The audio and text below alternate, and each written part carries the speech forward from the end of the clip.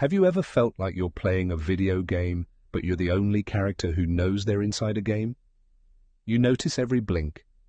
You overanalyze every slight change in someone's voice. You completely understand why you feel anxious, yet knowing the reason doesn't make the anxiety go away. If this sounds familiar, you aren't just overthinking. You are dealing with hyper-awareness. It feels like a superpower, but it often operates like a curse. Most psychology videos tell you to just calm down or stop thinking. They are wrong. Today, we are breaking down the hidden psychology of people who are too aware. By the end of this video, you will understand exactly why your brain does this, how it traps you, and the one specific shift that turns this mental weight into actual peace. But pay close attention, because the most dangerous trap of hyper-awareness is something we will uncover near the very end. Think of your brain like a smartphone. For most people, apps close when they stop using them. But for you, every single app stays open in the background, draining your battery. This is hyper-awareness. In psychology, it's closely tied to high latent inhibition. Most brains filter out irrelevant data. They ignore the hum of the refrigerator, the subtle shift in a friend's posture, or the distant sound of traffic. Your brain doesn't filter, it lets everything in. You process the environment at 100% capacity all the time. It's exhausting, right? You aren't crazy. Your filter is just broken. And while you think this just makes you tired, it actually alters how you view reality itself. Because you notice everything, you assume everyone else does too. This triggers the spotlight effect. You walk into a room and instantly feel like there's a camera tracking your every move. Did I walk weirdly? Is my shirt sitting right? Did I say hello with the wrong tone? You begin to live life on a tightrope, balancing perfectly just to avoid a judgment that isn't even happening. Here is the ironic truth. Everyone else is way too busy worrying about their own tightrope to notice yours. But knowing this intellectually doesn't fix it. Why? Because your brain has developed a defense mechanism.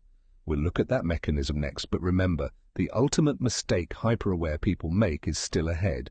Hey, if this is hitting close to home and you want to understand your mind on a deeper level, hit that subscribe button right now.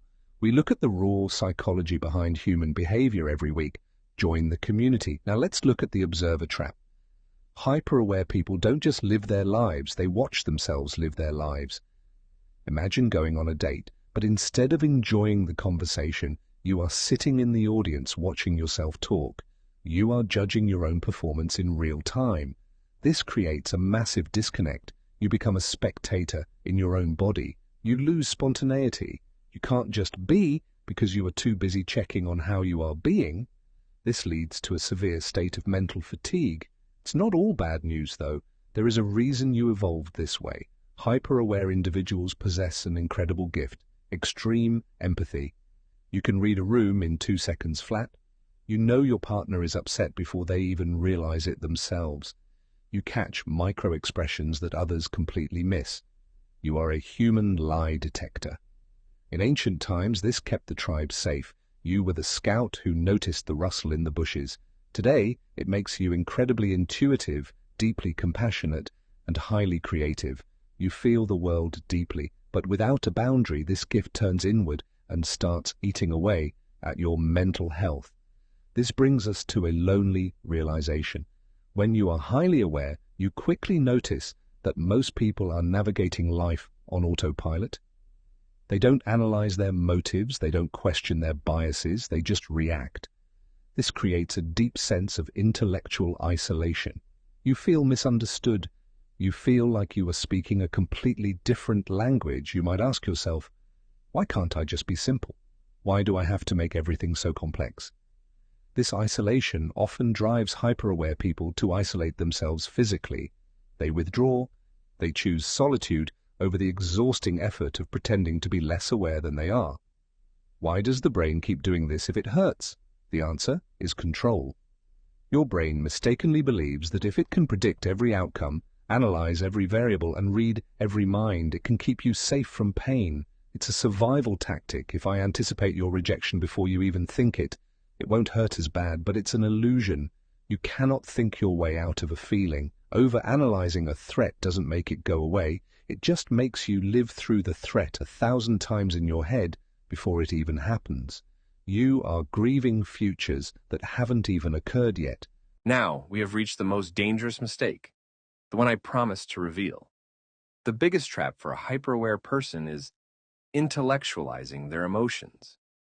When you feel sad, angry, or anxious, you don't actually feel it. You analyze it.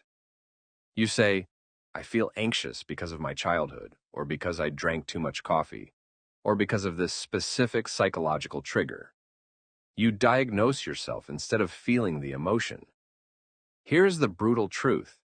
Explanation is not execution. Knowing why you are drowning does not pull you out of the water. Your intellect becomes a shield to prevent you from feeling vulnerable. But emotions are physiological. They need to be felt in the body, not solved in the mind. So, how do you fix it? You don't turn off your awareness. You change its direction. Stop pointing the camera at yourself and start pointing it outward. Move from hyper-awareness to presence. When you catch yourself observing your own life, drop back into your senses.